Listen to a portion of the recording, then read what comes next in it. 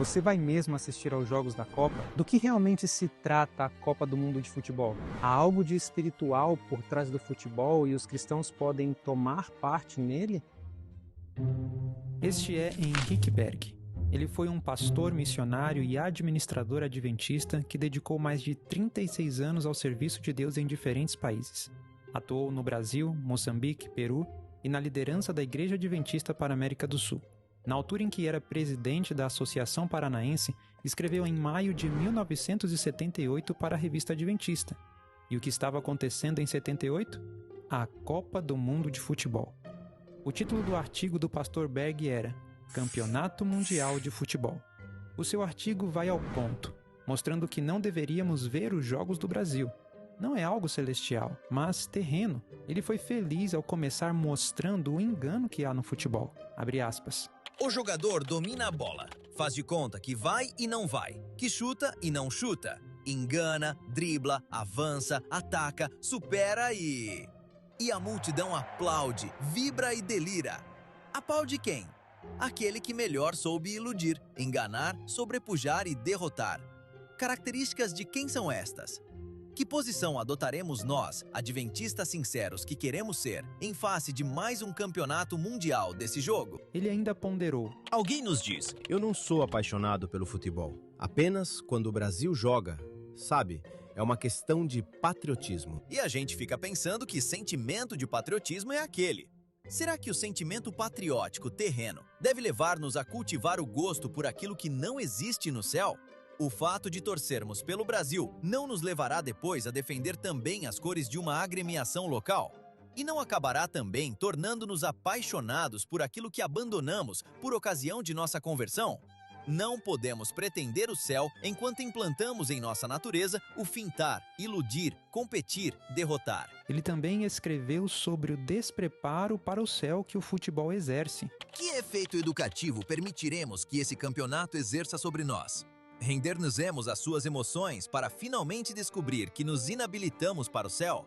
Ou faremos dele um ponto de prova para testar se já nos educamos o suficiente a ponto de não sentir mais atrações por ele? E por fim, concluiu dizendo: Sabem, deixar o futebol é tão difícil como deixar de fumar ou de beber. É preciso muita concentração nas coisas de Deus, muita perseverança, muita oração. É preciso cair de joelhos e suplicar que Deus mude a natureza, os gostos, as vontades. É preciso nascer de novo. Quando isto acontece, o futebol deixa de ser uma enfeitiçante atração. O coração não tem mais prazer nele. O gol da vitória foi marcado.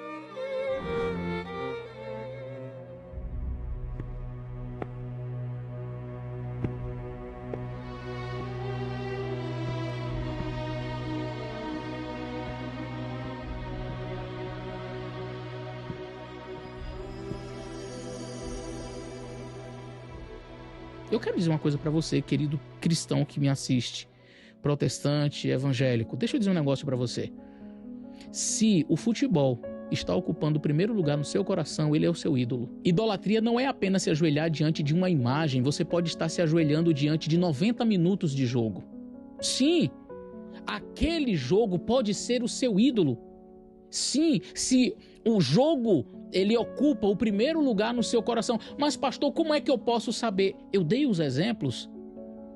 Se você consegue passar os 90 minutos de jogo assistindo e torcendo, mas não consegue passar 90 minutos lendo a palavra de Deus, futebol é o seu ídolo. Se você consegue passar 90 minutos de jogo assistindo, torcendo, feliz, animado, mas não consegue dobrar os joelhos e orar diante da face do Senhor, eu quero dizer para você, sem medo de errar, o futebol é seu ídolo. Algumas pessoas, alguns adventistas, fazendo a seguinte pergunta nas redes sociais: adventistas podem ver jogos do Brasil aos sábados? Olha, eu sinceramente acredito que essa pergunta ela é muito superficial para a profundidade do assunto, que são os jogos, os esportes e aqui em questão o futebol. A pergunta para os adventistas ela deveria ser um pouco mais profunda. Será que os adventistas realmente deveriam se envolver com o futebol, com os jogos, com os esportes? A questão não é só se aos sábados nós devemos ver, assistir os Jogos do Brasil na televisão. Eu acredito que realmente a questão vai muito, muito mais além. Bem, eu escrevi esse livreto, Futebol e Religião.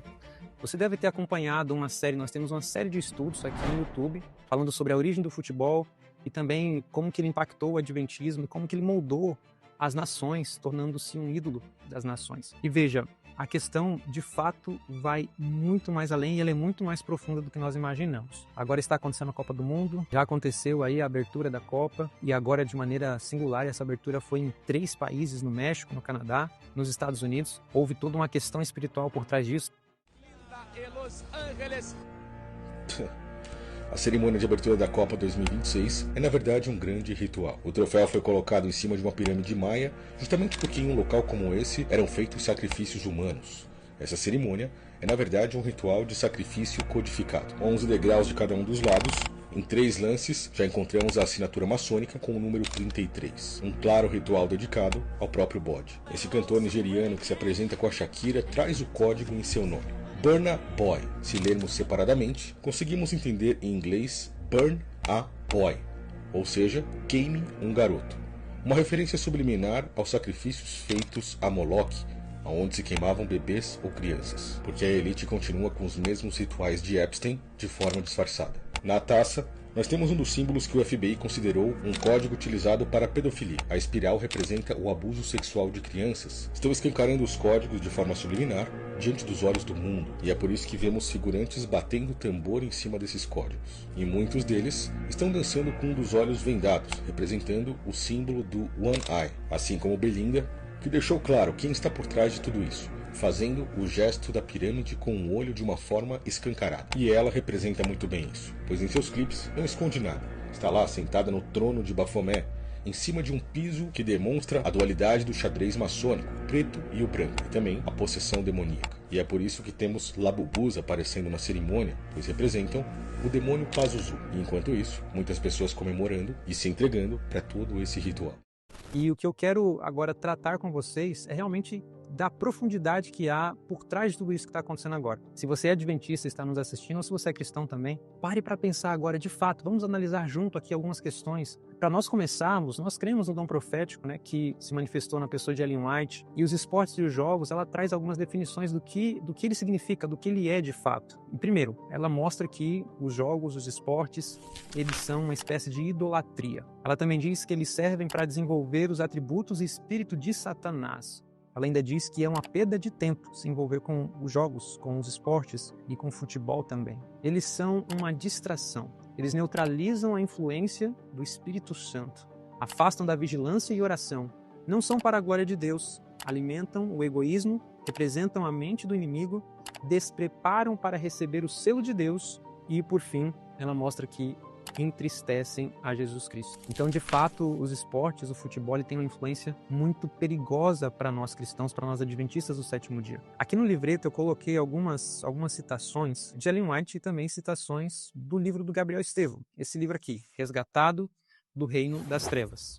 Ele é um ex-satanista que acabou se voltando, né, para a verdade, para a palavra de Deus, foi resgatado literalmente de maneira muito sobrenatural. Ellen White, ela começa falando sobre os esportes, sobre os jogos, e ela diz o seguinte, está na Review and Herald, 10 de setembro de 1901, e ela diz assim: Satanás inventou uma infinidade de maneiras para impedir que os homens sirvam a Deus. Ele inventou esportes e jogos, nos quais os homens entram com tanta intensidade que se poderia supor que uma coroa da vida deveria recompensar o vencedor. Nas corridas de cavalos e nas partidas de futebol, que são assistidas por milhares e milhares de pessoas, vidas pelas quais Cristo derramou seu sangue, são jogadas fora. Então, de forma clara e direta, a serva do Senhor, ela mostra quem inventou os esportes e quem inventou os jogos e, por tabela, quem inventou o futebol. Quem inventou o futebol foi o próprio Satanás. Ele decidiu conservar, como Gabriel diz, nós vamos ler aqui, essa religião.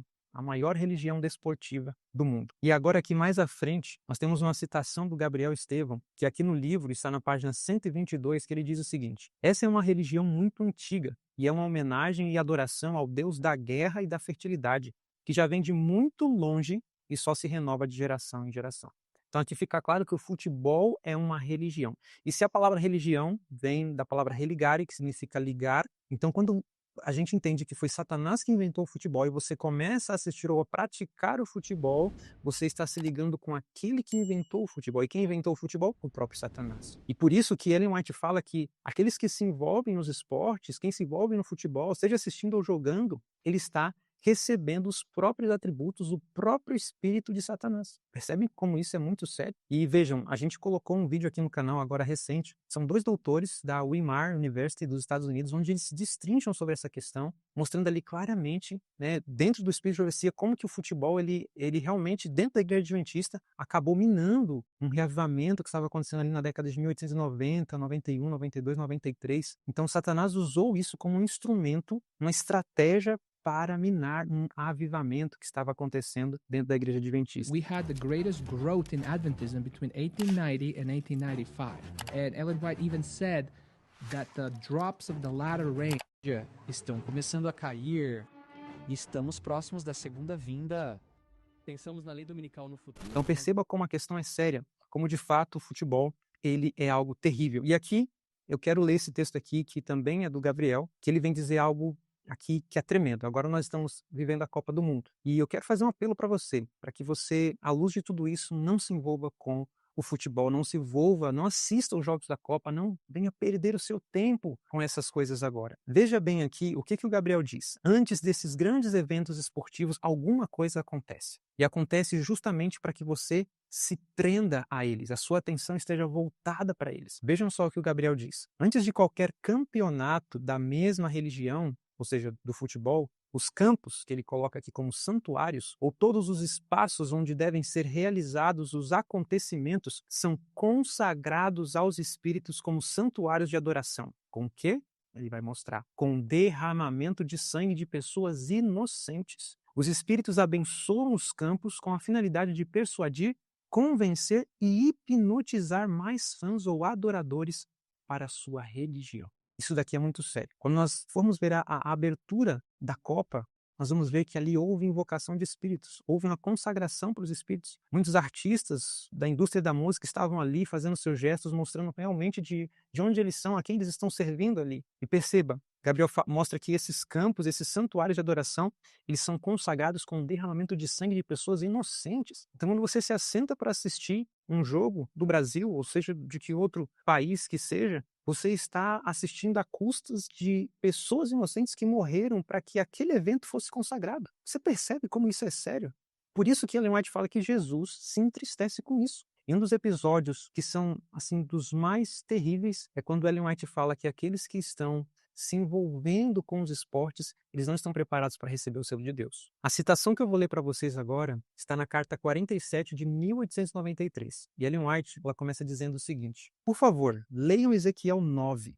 Ezequiel 9 trata do selamento do povo de Deus. Quem traz a marca de Deus na testa? Os homens que suspiram e clamam pelas abominações cometidas no meio de Jerusalém, entre os que professam ser o povo de Deus. Agora ela diz quem não recebe. E não os que estão absorvidos em jogos para seu divertimento egoísta. Ou seja, quem que não recebe o selo de Deus na fronte? Aqueles que estão absorvidos em jogos para o seu divertimento egoísta. Queridos, a prática e o assistir jogos é realmente para um divertimento egoísta. É uma perda de tempo, é algo inútil, fútil, que não agrega nada à vida espiritual. Agora é o momento de nós passarmos tempo com Deus, estudando a Bíblia em oração, conhecendo mais da palavra. O tempo que nós perdemos. E quando nós estamos envolvidos nessas coisas, ela também diz que o Espírito Santo ele é neutralizado em nossas vidas. Ele não consegue atuar em nossas vidas porque nós estamos recebendo outro Espírito e não o Espírito Santo de Deus. Vocês percebem como tudo isso é muito sério? Eu quero que você realmente,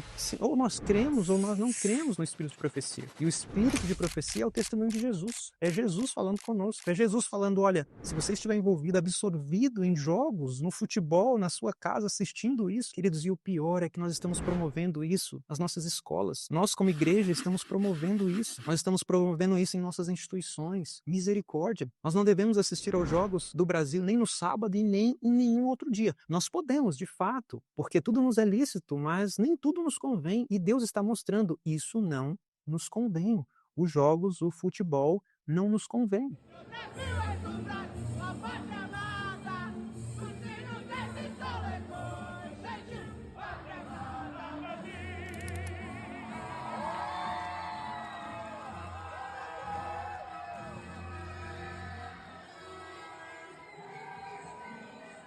Eu vi um grupo assistindo um jogo do Brasil, um jogo da Copa, dentro de uma igreja, um templo religioso. Uau!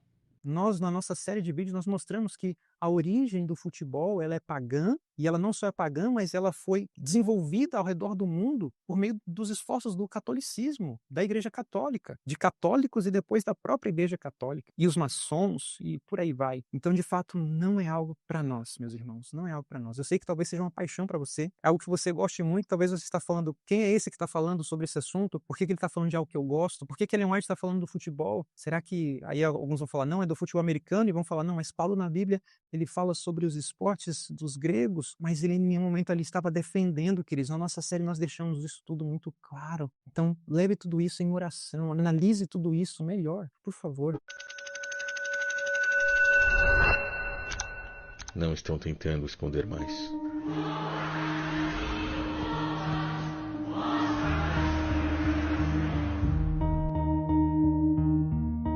As novas camisas da Seleção Brasileira de Futebol estão chamando a atenção da população. Há quem diga que consegue enxergar na versão azul a silhueta de uma espécie de demônio. Outros dizem que conseguem ver ali a sombra do bode Bafomé.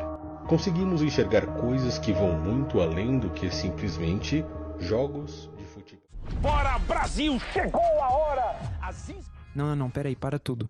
Por que esse pastor está com a camisa da seleção brasileira que tem o símbolo de Bafomé? Bafomé é um demônio, é a representação do próprio Satanás. E veja, a Ellen White diz que as nossas vestes devem ser simbólicas, apontando para Cristo, e essas vestes, essa camisa aponta para Satanás. E ainda há um outro problema, porque a vestimenta é um indicativo do coração, mostra onde está o coração, e querido, é um líder. Ele está gerando uma influência, mostrando que é normal, é comum o futebol. O fato é que esse pastor está sendo imprudente e gerando uma influência perigosa sobre os membros da igreja, principalmente os jovens. Cabe notar que muitas pessoas perceberam esse símbolo nessa camisa. E, queridos, de fato não é por acaso. E eu quero que vocês ouçam o que um satanista disse sobre a camisa da seleção brasileira. A nova camisa da seleção brasileira pode estar escondendo um símbolo satânico. Não estou falando de teoria maluca da internet, estou falando de algo que milhares de pessoas viram ao mesmo tempo, sem combinar, sem se conhecer, em países diferentes e idiomas diferentes. Todas chegaram na mesma conclusão. O desenho do tecido forma algo parecido com a cabeça de um demônio com chifres. A Nike disse que é um sapo venenoso, mas ninguém viu o sapo. Todo mundo viu a mesma coisa. E não para por aí, porque o vídeo oficial de lançamento é ainda mais perturbador. Preste atenção no que eu vou te descrever.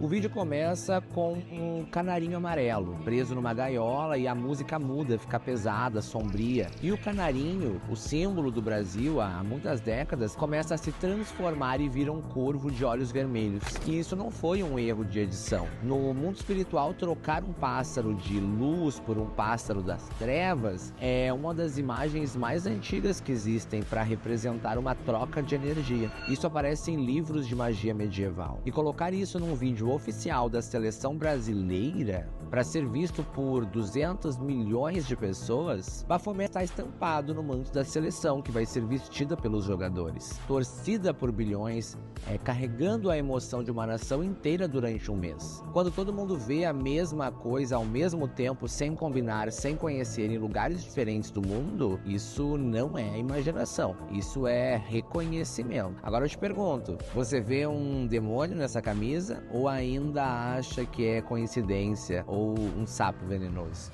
E eu quero avançar aqui para nós terminarmos, eu não quero que esse vídeo seja tão longo, falando sobre a vida de Jesus, mostrando uma citação que fala sobre a vida de Jesus. Nós podemos, talvez um dia, fazer um estudo só na Bíblia sobre esses assuntos, que a Bíblia tem muito a nos falar, os princípios estão ali. Quando os discípulos estavam competindo, rivalizando entre si, qual seria o maior? Um queria sentar à direita, outro à esquerda, e Jesus de pronto disse que, olha, quem quiser ser o primeiro, seja o último e servo de todos. Prontamente Jesus tirou aquele espírito de rivalidade que estava entre eles. E hoje, queridos, Jesus também não quer que esse espírito, seja nos esportes, na igreja, seja no trabalho, esse espírito de emulação, de competição, de porfia, de rivalidade, que gera contenda, gera orgulho, gera prepotência. O esporte, o futebol sempre é uma projeção do eu, uma projeção para que você esteja à frente, envolve engano, envolve a transgressão dos mandamentos de Deus. É algo realmente terrível e desastroso para a vida espiritual, para a espiritualidade. Então agora é momento de nós nos concentrarmos na vida de Cristo. Aqui estão os que guardam os mandamentos de Deus e a fé de Jesus. Paulo disse em Gálatas 6, verso 14, longe esteja de mim o gloriar confiar-me a não ser na cruz de nosso Senhor Jesus Cristo, pela qual o mundo está crucificado para mim e eu para o mundo. Queridos, nós precisamos estar mortos para as coisas do mundo. Não haverá futebol no céu, não haverá competições no céu. Jesus em nenhum momento pegou os 12 discípulos, colocou 6 de um lado, 6 do outro, e eles participaram ali no jogo de futebol. Então, eu quero terminar realmente lendo esse texto, que é um texto que está no livro Fundamentos da Educação Cristã.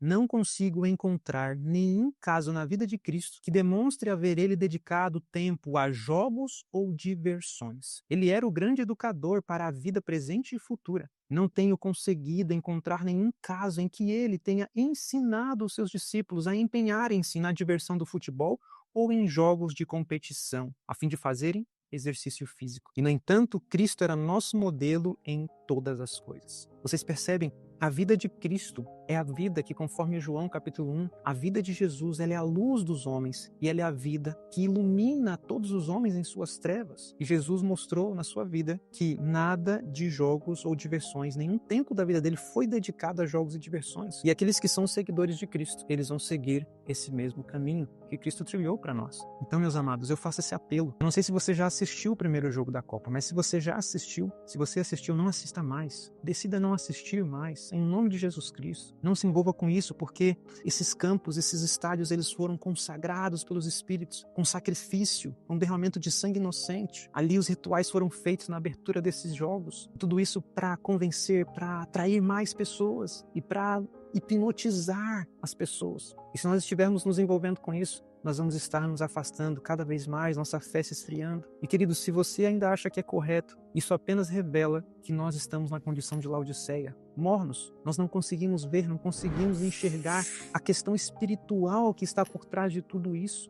De fato, agora é momento de nós nos despertarmos do sono, porque a redenção está se aproximando, podemos ouvir os passos de um Deus que se aproxima. É momento, queridos, de nós nos consagrarmos a Deus e deixarmos as coisas de menino, como disse Paulo. Nós possamos nos aprofundar no estudo da Bíblia, conhecer mais sobre as profecias, entender mais a mensagem de 1888 da justificação pela fé, entender que Cristo deve ser tudo em todos, deve ser o primeiro, o último e o melhor em nossas vidas. Todo o nosso tempo e todas as nossas afeições devem estar nele, devem ser para Ele. Devemos nos alistar como soldados do seu exército. Que Cristo não nos encontre lutando do lado inimigo. Não. Nós possamos ser trigo. Que nós possamos realmente erguer as bandeiras. Aqui estão os que guardam os mandamentos de Deus e a fé de Jesus. Esse é o meu desejo para você. Espero que você possa entender a mensagem breve, mas direta desse vídeo. Que você possa, de fato, dedicar mais tempo ao estudo da palavra de Deus e à oração. Esse é o meu desejo para você. É o que eu tenho buscado na minha vida e na vida da minha família. Dedique mais tempo à sua família também.